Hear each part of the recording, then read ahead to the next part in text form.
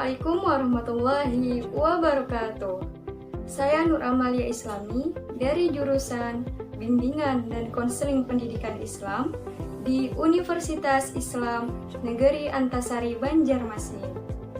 Di sini saya akan menjelaskan pelaksanaan konseling kelompok dimulai dari tahap awal sampai tahap akhir.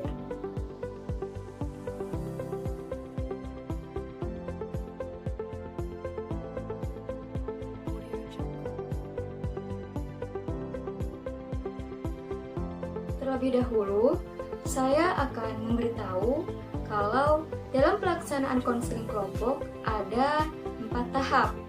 Yang pertama, tahap awal atau beginning stage.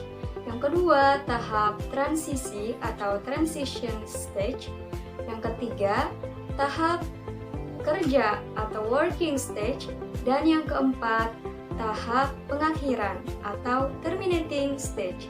Baik, selanjutnya saya akan menjelaskan satu persatu semua tahap-tahap tersebut. Yang pertama, tahap awal atau beginning stage. Nah, tahap ini adalah tahap pembentukan situasi kelompok yang dinamis. Tahap ini akan menentukan keberhasilan tahap berikutnya. Jadi, yang harus dilakukan oleh konselor pada tahap ini adalah yang pertama, membangun hubungan saling mengenal, akrab, dan terbuka antar anggota yang satu dengan yang lainnya. Kedua, memahamkan anggota kelompok terhadap maksud dan tujuan pertemuan konseling kelompok, serta manfaat positif yang akan diterima. Ketiga, memfasilitasi masing-masing konseli untuk mengungkapkan keluhan dan alasan mengikuti konseling kelompok. Yang keempat, mendorong konseli untuk terlibat secara aktif dalam kegiatan kelompok. Yang kelima, menjelaskan aturan interaksi dan keharusan untuk saling menjaga kerahasiaan setiap anggota kelompok. Yang keenam, mengatasi kekhawatiran-kekhawatiran, prasangka, dan ketidaknyamanan yang muncul di antara para anggota kelompok. Dan yang ketujuh, menutup sesi pembukaan dan menyampaikan rencana sesi berikutnya. Nah, tahap awal ini akan berhasil jika konseli sudah tidak ragu untuk berbicara tentang dirinya secara terbuka, menyatakan harapan, dan datang pada pertemuan sesi berikutnya. Baik, selanjutnya saya akan menjelaskan tahap kedua, yaitu tahap transisi atau transition stage. Jadi, tahap transisi ini adalah tahap yang paling penting karena dapat menentukan aktif atau tidaknya konseli dalam berinteraksi dengan yang lainnya.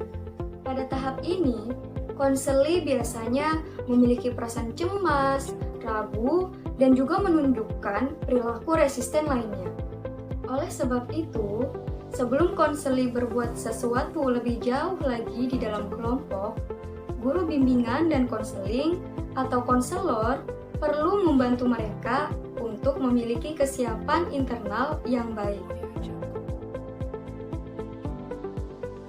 Jika tahap ini dilakukan dengan baik, maka konseli akan merasa nyaman dan bebas dalam mengekspresikan perasaan, pikiran, dan juga tindakannya.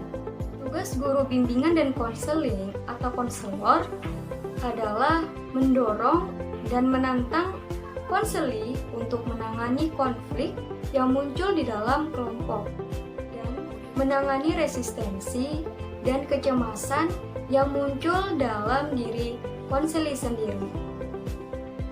Keberhasilan tugas ini ditandai dengan kohesivitas kelompok, mengadakan eksplorasi yang produktif terhadap permasalahan dan mengelola perbedaan-perbedaan. Tugas utama yang ditunjukkan dalam tahap ini yaitu yang pertama, mengingatkan kembali apa yang telah disepakati pada sesi sebelumnya.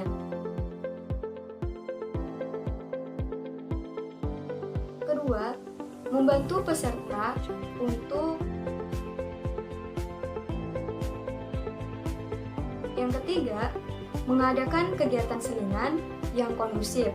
untuk menghangatkan suasana, mengakrabkan hubungan, atau untuk memelihara kepercayaan. Yang keempat, memberi contoh bagaimana mengekspresikan pikiran, perasaan yang mudah dipahami oleh orang lain. Yang kelima, memberi contoh bagaimana mendengarkan secara aktif sehingga dapat memahami orang lain dengan baik. Selanjutnya, tahap yang ketiga pada konseling kelompok yaitu tahap kerja atau working stage. Kegiatan guru bimbingan dan konseling atau konselor pada tahap ini adalah mengelola dan memanfaatkan dinamika kelompok untuk memfasilitasi pemecahan masalah setiap anggota kelompok. Kegiatan guru bimbingan dan konseling atau konselor pada tahap ini adalah membuka pertemuan konseling. Kedua, memfasilitasi kelompok untuk membahas permasalahan yang dihadapi oleh tiap-tiap anggota kelompok. Yang ketiga, mengeksplorasi masalah yang dikeluhkan oleh salah satu anggota kelompok. Yang keempat, memfasilitasi semua anggota kelompok untuk memusatkan perhatian pada pencapaian tujuan masing-masing, mempelajari perilaku baru, berlatih perilaku baru, dan mengembangkan ide-ide baru. Yang kelima, memandu kelompok merangkum poin-poin belajar yang ditemukan pada setiap sesi konseling kelompok. Yang keenam, memberikan penguatan atau reinforcement terhadap pikiran, perasaan, dan perilaku positif baru yang diperoleh dalam sesi konseling untuk dapat direalisasikan dalam kehidupan nyata. Tahap kerja atau working stage merupakan momen guru bimbingan dan konseling atau konselor melakukan intervensi dengan menggunakan teknik yang bersumber dari satu atau beberapa pendekatan konseling. Tahap inti ini berlangsung dalam beberapa sesi pertemuan konseling, tergantung pada jumlah anggota dan dinamika interaksinya. Ya, tahap yang keempat dalam pelaksanaan konseling kelompok yaitu tahap pengakhiran atau terminating stage. Tahap ini dimaksudkan untuk mengakhiri seluruh rangkaian kegiatan konseling kelompok. Biasanya dibutuhkan satu sesi konseling atau setengah sesi, tergantung pada kebutuhan. Jika tidak membutuhkan satu sesi penuh, terminating stage dapat dilakukan setelah working stage yang terakhir.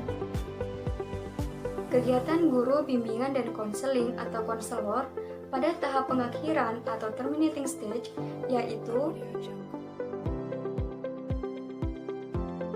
dan yang kedua, menyusun laporan konseling kelompok dan mendokumentasikannya secara rapi. Baik, itu saja penjelasan dari saya terkait tahap-tahap pada konseling kelompok. Semoga dapat dipahami dan bermanfaat bagi kita semua.